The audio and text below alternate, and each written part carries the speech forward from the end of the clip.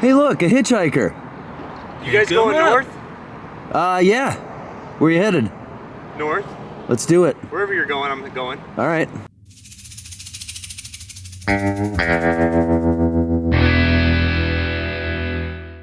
Day three. Three, right? Three.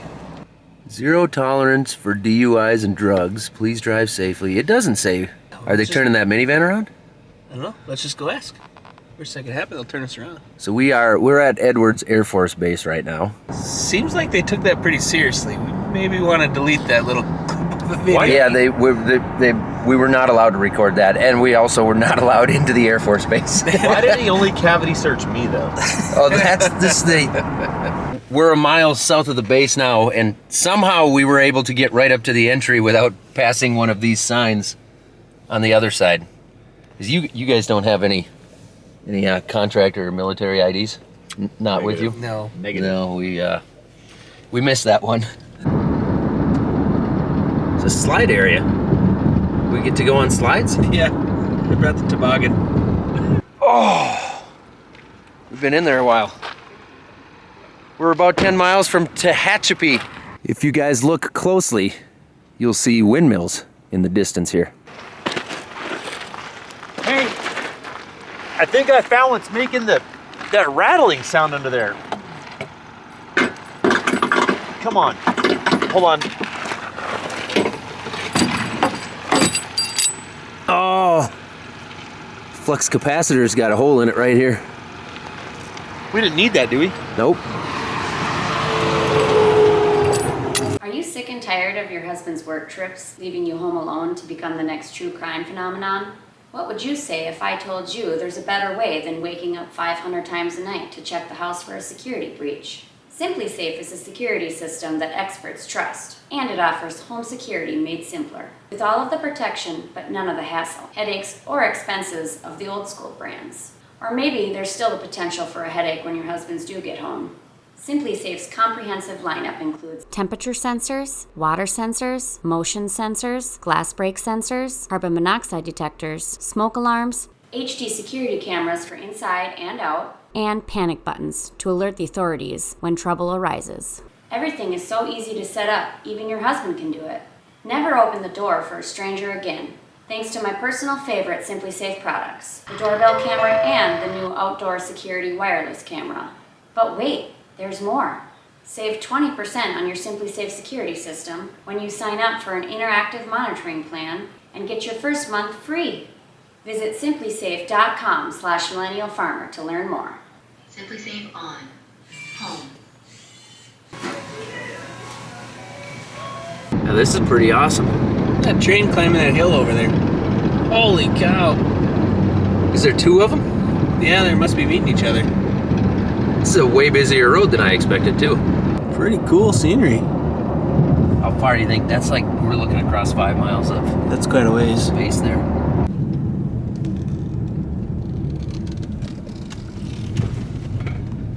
Johnston Farms, we're in the southwest corner of Bakersfield. How do you pick a pepper? Peter Piper picked a pickle. Now, how do you harvest a pepper? I guess. Peter Piper does it. Peter Piper. Me and my wife always This is their seed potatoes, so they're gonna plant these to grow more potatoes. The name of the farm is Johnston Farms. Yep. It's Jackie's family. You are fourth generation. Fourth generation. So Jackie and Zach here. I'm on the packing and harvesting side of things. We do citrus, potatoes, bell peppers that we pack in-house, and then we also grow almonds and carrots that are packed by the growers. I'm on the greenhouse side, and I deal with her family and keep everybody happy. And it sounds like it's very much a family operation. It is, yeah. And how long have you? I mean, fourth generation. Fourth generation. My grandfather planted his first crop in 1947. Yeah, we want to know what that truck is. He's got a truckload with 32 crates full of oranges that just came from the field. He brought them here. He's got them squeezed in there. It's like a squeeze trailer. We're gonna watch him unload them here.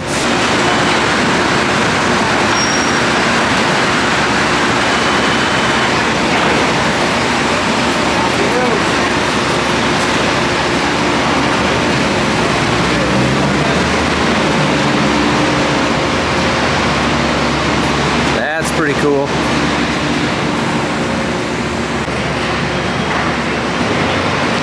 Are they navel oranges, you said?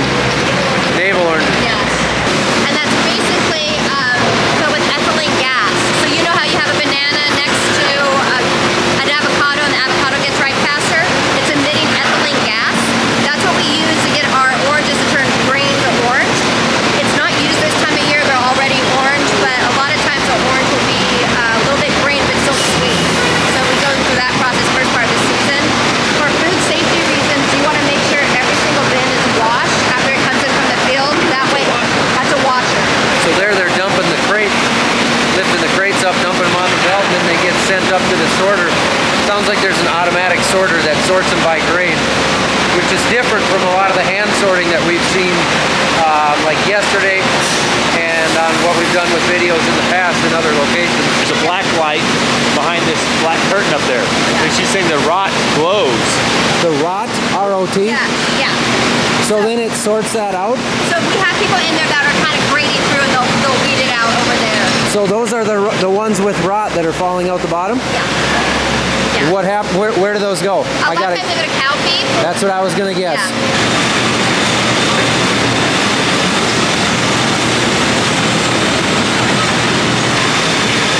This is our automatic grader, and what it does is it's taking pictures of all the oranges as it goes through the equipment right here, and it's kind of self-learning. So we'll show the computer pictures of what we want it to weed out, and it'll kind of teach itself. It'll start to grade it out, so it will know if something needs to go to rot, if it needs to go to toys or a premium line. So they've got a 15-minute break now, but it's opening these up as they're passing through and dropping them where they belong. Very cool. When you're not harvesting the oranges, is this same facility, kind of the same process used for other? Not this one. This Not one this shuts one. down after navel season and we move over to the potatoes. So how long is navel season? Navel season's from end of October through end of March. Oh, okay. So a lot of the year there's oranges flowing through. Yeah. Okay. When the mandarins aren't there, that's where we're also packing green peppers on our mandarin line, so we use it for 2 different things. What's that, Zach? That is a sticker machine, Trevor. What's a sticker machine for? It's a machine that puts stickers on oranges. So do you have different stickers? So yeah, different based on the brand. Victor is our choice label. It's got the numbers on it right there. Yep. That's the size of the orange. So when you go to a Oh, okay. grocery store and you see those little codes there, that tells you like the size of the fruit, small, medium, large. Equipment right here takes a picture of the orange. Based on the number of pixels, it knows if it's small, medium, large. Then it will tell the these machines where to label it. So they said this orange in position 16 needs the sticker. So it already knows when it gets to that machine that orange is going to get a certain sticker. Right. And then And every row has every sticker? Right. And it just numbers Yeah. them. Wow. And it also knows, what line, where it's going to pick it out down here. So then it'll drop it according to size. Right. Break time is over and everybody's back to work. Look at that huge one. Look at this huge one, Randy. There's a few of them. There's our stickers going on, and then they'll get opened up and dropped into wherever they belong. So this is another sorter here. This provides a little better angle than what we could see before. But you can just see it's flipping them off according to size. This machine here has suction cups on it, so it's pulling from each side, suction cupping the oranges and dropping them in their boxes. The computer set up over here, and it's by barcode. You'll see the barcode on the side right here. Yep. We tell it what label and like what size is in every single lane. And then once it fills up a full pallet, which is about 54 boxes, it will release them and it'll pick them down over here.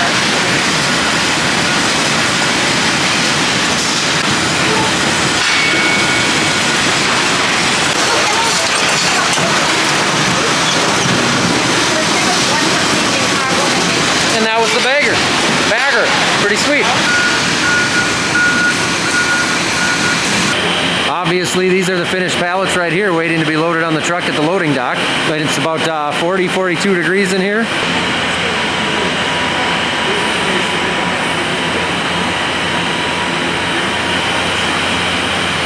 This building here now is for the Mandarin oranges, so it's a little bit of a different process than the navel oranges we were just looking at. They actually leave some of the leaf on the oranges, which is interesting. What you get in a box is the stem and the leaves on it, so it's super fresh and super.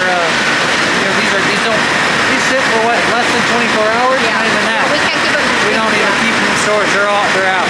They're in and out. Wow. So this right here is obviously the wash process. They're running them through. Oh, they smell good.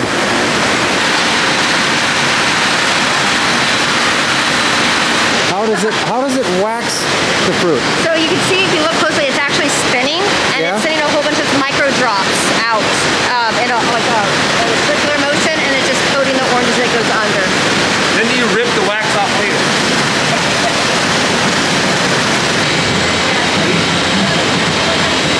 Is the sorting not automated at all here? Not here. Okay, Because so the leaves, the equipment can't kind of read what's the leaves and what's the Okay. fruit. What'd you find, Trevor?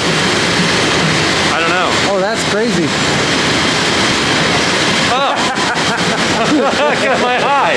You know you live in a nice climate when they don't even have to put walls on the building where you're doing something like that. Right, no kidding. That's crazy to us.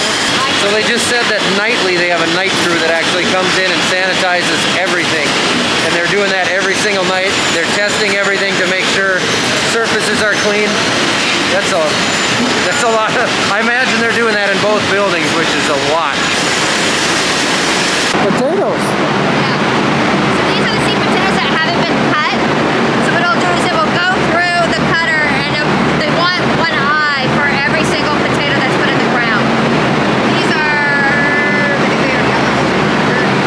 So it'll sense the eyes and cut it accordingly? We have kind of a piece of equipment over there that rotates and it has a bunch of knives. Okay. And then we have about 3 or 4 women that will kind of watch it, and then just kind of, if it misses an eye, we'll kind of cut it again. So we're following you now? Following me.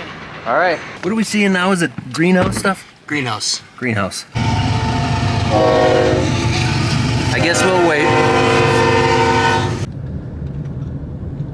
If you've seen any almond bloom, it's pretty incredible to see all these trees It's just starting? just started. How long before the flowers really come out? I mean, they started to pop. Our bees are out pollinating. These are a non-Perel and a Monterey variety. And then we'll harvest these probably end of August, 1st of September. We'll shake these trees. Kind of diversity of everything that we do over here. We also have almonds, navels, carrots, so we try to be very diversified in what we're growing. Sure. Are the bees yours? They're not. We They're not. lease the bees, and we get some honey back for it, and I think it all works out. We let other bee keepers, is that probably, or bee herders? I don't know what is the Bee farmers? bee farmers? Sure. Yeah. As citrus flowers, we put some of their bees in the pollination for the flowers too. Just one, it helps the relationship and keeps everything pretty even with everybody. Try to help everybody out. I'm not going to get too much closer. Randy, get off your phone. We got to go. Take this serious, would you?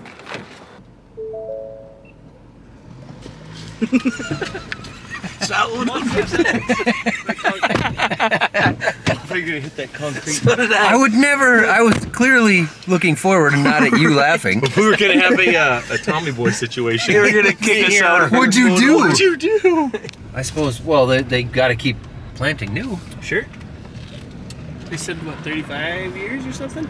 before their full production. No, or before they they're last. taking them out. Yeah, some Okay. of them out at They had 35. some of them that are 100 years old. Did they really? That's what she said.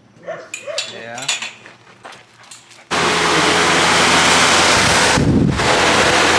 All good. Oh, it's cool in here. Yeah, I expected it to be really hot in here. Well, we can't heat them at night. It's just too damn expensive. Oh. Yeah. But at the afternoon, we want to keep the temperatures 85 degrees, 75, 85 degrees, 60%, 65% humidity, 65% humidity, 85. and then keep it as long as we can as the sun's out to give them the optimal growing time. Sure. The greenhouses are just finally waking up. We had a very cold, January, a lot of water, which was great, but it's dried out now, and now everything's waking up. So we're kind of playing catch up. It's almost, the trees were asleep, now they're wanting a whole lot of stuff. So we're in the process of making sure our houses are at the right temperature, the right humidity, cool cells are back on, and we're growing citrus the right way with the fertilizers that they need. Look at that. You have in the There's got to be 2-3 dozen plants in here. 65,000 trees. 65,000. And all different types of trees, or are these all the same? Different rootstocks and different varieties. A lot of mandarins in here. We grow a lot of decapons right now. That big piece of fruit that you see, it's called a sumo or shiranui. There's different names for it. Okay. So we're growing that in here. We're growing navels. These are Rio red grapefruits. So yeah. And I don't know if anybody knows anything about citrus, but citrus is grown off of two different trees. You've got a rootstock and you have the variety. So a rootstock is this piece of the tree. And we'll come in and graft a T-graft, the variety, and then it pushes from there. Oh. So essentially everything you see in a field, if you look at the citrus tree in a field, you'll see a little knot at the bottom. That's where the union's at, and it's just grown together. So you're splicing. Explain that in a little more. A T-graft. So that's the bud, and the rootstock, as it pushes sap up, it makes it very easy to cut into it. So you do a T, and you'll insert that bud, and then you tape it. And what's the purpose of that? Tape on there, right there, holding It's that. tape, holding it in. So you inserted that bud into that. That's a variety of. This is the variety, which is the grapefruit. The rootstock, which is this hardy piece, is the rootstock that pushes it. Is that from another grapefruit? This is from a certain tree, a rootstock tree called carrizo. Okay. So if you didn't graft it, it would just be a chunk? If it was a carrizo, it would have fruit of a carrizo tree, and it'd be god awful. So you're creating your own. We're creating Tree. a variety based off of a rootstock. Yeah. Wow. That is gnarly. Why do you do that? Why don't you just use the normal plant, normal grapefruit plant? There's no seeds in it, Grapefruit. right? Well, it doesn't when you do it this way, right? You grow. I'll take you to our increase house where we have all the varieties on trees. Wow. Yep. Did you know all that? Whoa. He almost killed you. Yeah, he'll kill you. This is way different. You could take a seed out of a grapefruit, right? But it will not ever be a grapefruit tree. That's not the Really? variety. How did they survive then? Through rootstocks and the varieties that were already here. The history of all that, boy, I don't know that. I really don't. That's gnarly. I'm completely blown away. No idea. You know, I had no. Citrus never really grew. It came from Egypt. It came from Spain. That's where the citrus industry was. They brought it to California, to Florida, to Texas. So, yeah. When we plant corn, we plant a little seed 2 1/4 to 2 1/2 inches deep, and pat it down a little bit. Grows corn.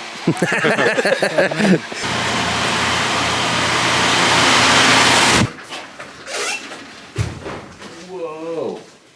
We're always experimenting. I'm a belief, and I teach my guys, let's try something new every year. Different fertilizers, different bios, different root stimulants. We want to see what works best for us, and maybe if we can cut some time off of growing a rootstock, that's less labor, and it keeps my guys and my crews thinking. Propagate our seed. This is pretty cool. This is very cool. Yeah. I had no idea. Red grapefruit. Here's all your genetic variety that's in a real red grapefruit is in this bud.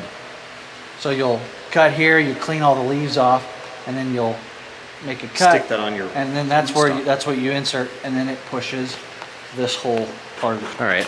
So, in front of my parents' house, Dad had like a decorative tree in the landscaping. Real nice looking tree.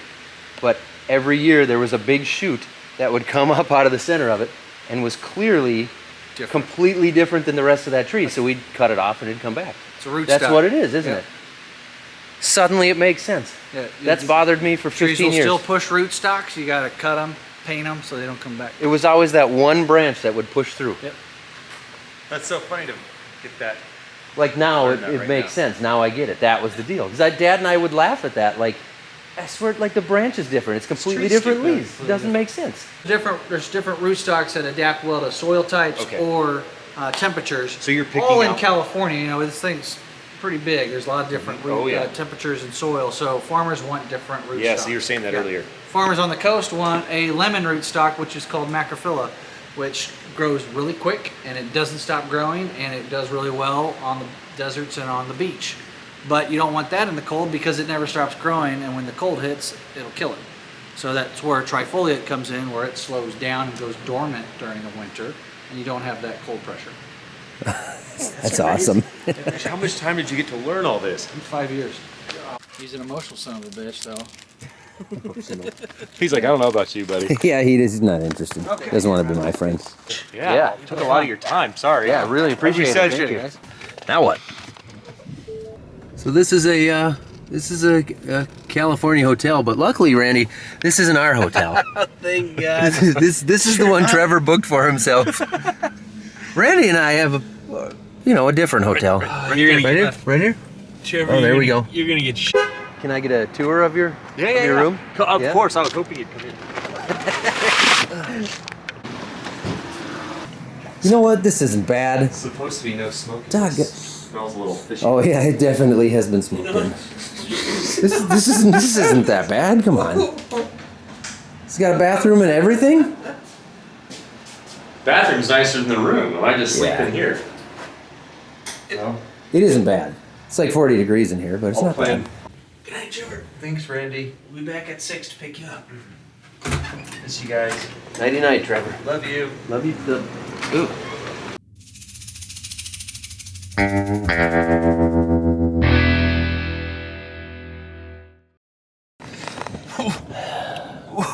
We're definitely gonna have to bring him some penicillin and maybe a tetanus shot in the morning. Yeah.